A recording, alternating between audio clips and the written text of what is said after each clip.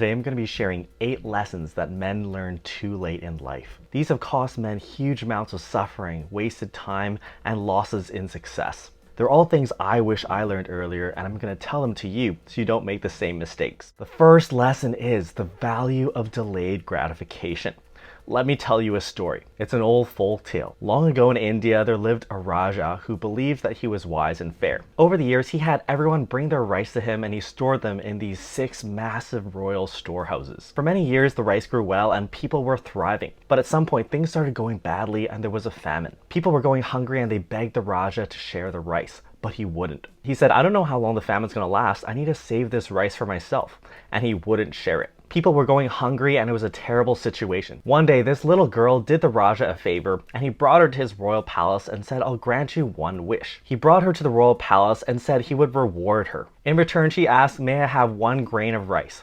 He scoffed at this and he said, only just 1 grain of rice? He said, surely you'll allow me to reward you more plentifully. To this she said, well, today you'll give me 1 grain of rice, and for 30 days you'll double the number of grains of rice each day. The Raja agreed to this right away, and he gave her her single grain of rice. She went home. The next day she came back and was given 2 grains of rice, and so on. The Raja thought, this kid is a fool. Just a few grains of rice when she could have asked for so much more. On the 12th day, the girl was given 2,048 grains of rice, which is around 4 handfuls. On the 6th day, she had enough for 2 full bags. This doubling adds up to more than I expected, thought the Raja, but surely it's not going to get to be much more. On the 21st day, she had enough to fill a large basket. On the 24th day, her rice filled 8 baskets, which needed to be carried by the royal deer. On the 27th day, they needed 32 bulls to carry 64 baskets of rice. On the 29th day, she was presented with the contents of 2 entire royal storehouses, and on the 30th day, she received the last 4 storehouses. The moral of the story here is the value of exponential growth.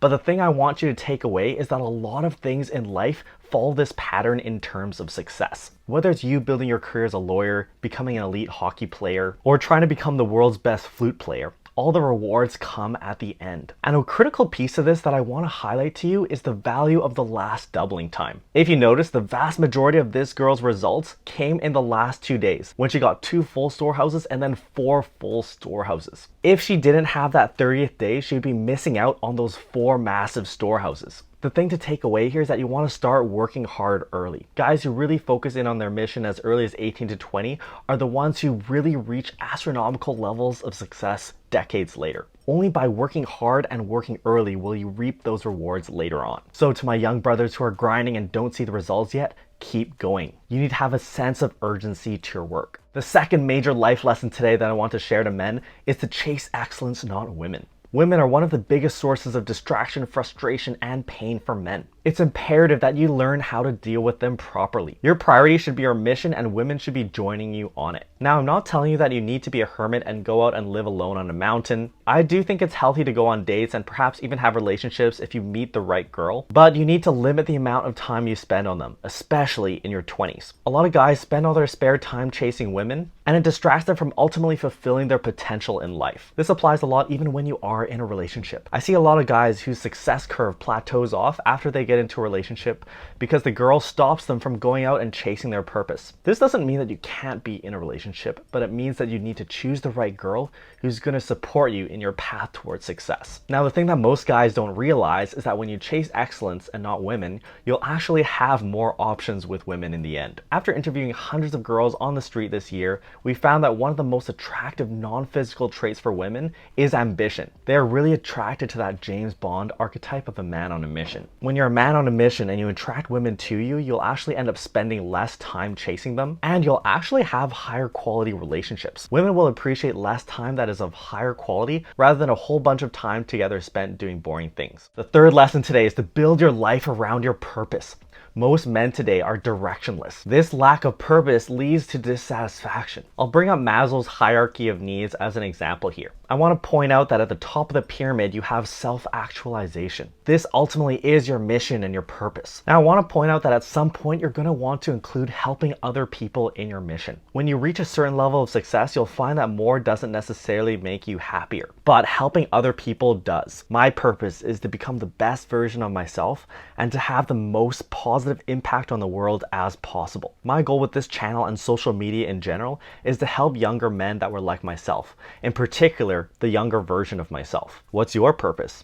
Worth some thought. Lesson number 4 today that men learn too late in life is to embrace discomfort. As you guys know, I competed as a natural men's physique athlete in the WNBF last year. There's this one moment that sticks out to me as probably the hardest part in prep. I was a couple weeks out from competing in Calgary and my body fat was ultra low. Probably around 5% body fat. I had striations on my glutes. And I remember I was working at the cancer agency and I would deliberately park far away from the hospital to get some walking in for cardio. When your body fat gets really low, you get really cold because you lose that insulation. And I particularly remember this one time walking to work. It was like 1 degree and raining, which is the worst weather in my opinion. And I remember walking to work with a goose down jacket and a parka over it. And I was wearing a toque and my parka hat over my head. At the same time while I was walking, I was watching these lectures on my phone about medical conditions that I needed to learn about for work. And I remember thinking about in that moment how terrible it was and what I had to endure for prep. But in the end, it was all worth it. I won my pro card that year, I competed in my first pro show,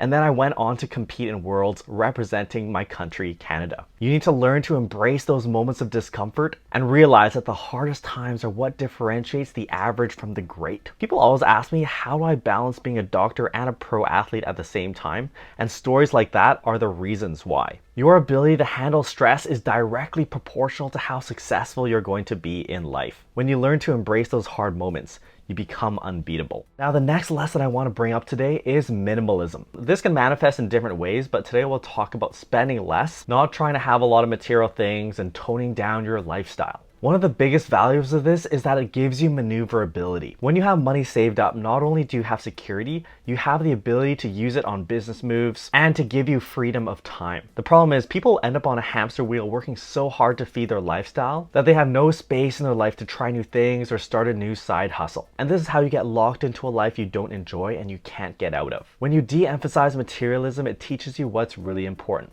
people and experiences. Another side benefit from this, even purely from a business perspective that I've realized, is that when you learn to do things on a budget, it actually teaches you to be resourceful. And this actually makes you become a better player in the long game. For example, when I was just started with YouTube, I played around with really cheap lighting setups. And what that did was it forced me to learn about angles of lighting and qualities of light. Once I mastered these principles, it made it a lot easier for me to film in all sorts of different conditions and still produce solid content. Now, the 6th lesson I want to teach you today that most men learn too late is to leverage hard times to grow. This includes major losses like a breakup or losing a job. Looking back on my life, some of the lowest points in my life have led to the greatest upsurges. Tell you a story that happened recently for me. There was a girl that I was dating that I was really into. Things eventually ended and I was pretty crushed at first. But what it did was it made me more determined than ever to achieve success in my mission. I took all that negative energy and channeled it towards something positive. I ended up figuring out my new style of content and my channel has blown up. We've gone from 27,000 subscribers to 60,000 today in just a little over a month. What you need to do is to take extreme ownership. But it basically says that you take responsibility for everything that goes wrong in your life. There were some aspects of that where I could have said that it wasn't my fault and it was on her, but I told myself that it was all my fault. And I was going to do everything in my power to level up as a man and to just become better. If something goes wrong in your life, take that as an opportunity to force yourself to grow. Focus on everything that you might have done wrong and how you can improve it. You can harness those negative emotions and focus them. Use them to work harder and to dig yourself out of the hole you're in. I will say that focusing on using negativity as fuel is a little bit of a short-term strategy and is not one that I would recommend you use all the time. For the most part, you do want to focus on positive emotions, but this can be useful in times of need. The 7th life lesson that men learn too late is to develop a network of high-performing men. Masculinity has been diluted a lot in recent years, and a lot of guys have lost that concept of brotherhood. I used to run track as a varsity athlete for my university, UBC, and one of the most valuable parts of that experience experience for me was the brotherhood. Having that crew of guys that was focused on a mission really helped to propel you forward. Healthy competition is a natural part of masculinity, and having guys around you who are also killing it will force you to work harder. Have those bros nights where you can discuss success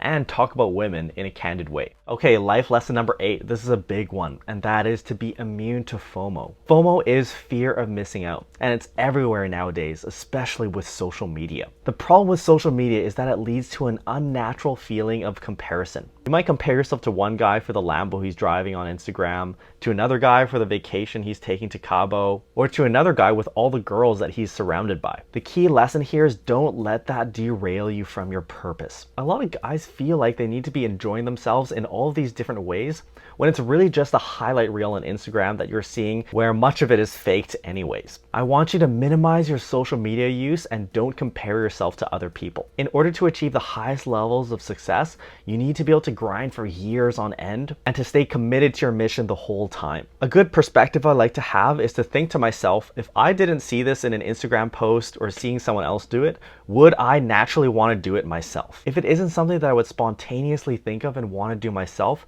then it isn't worth pursuing. And there's no point in wasting your time thinking about trying to get it or do it. Hope you guys got some value out of hearing these lessons. Which one of these do you think is most important? Let us know in the comments below. If there's one that stands out, I'll make a dedicated video on it. If you're aiming for elite levels of success, check out this video where I share 10 habits that are ruining your life. There are a lot of things that guys do that they think are harmless, but really do add up over the years. And you really want an optimized state if you want to max out your potential. Till next time, crush the day.